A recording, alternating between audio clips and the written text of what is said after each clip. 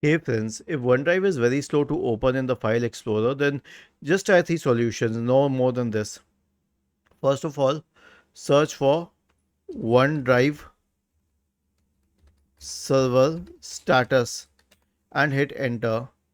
Scroll down and check the cloud.microsoft.com link. It needs a while to load up. We will check after that. So here's the thing, people are suggesting clearing the cache. The cache on the local system has nothing to do with OneDrive. If OneDrive is not loading, it's a different problem. Okay, it's not here. So we'll check about this on the Microsoft connectivity health status.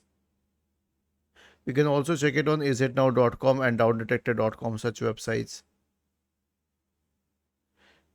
Microsoft 365 health status, it shows that it's good enough everywhere.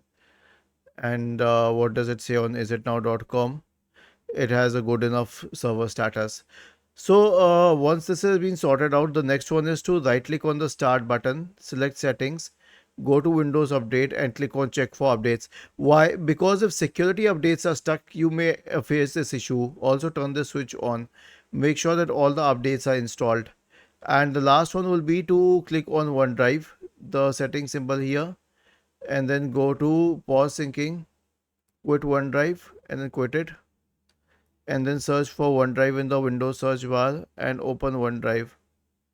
Was this helpful? If yes, then please subscribe to the channel. If not, then let us know in the comment section of the video on how we could help you further. Thank you for watching this video and have a nice day.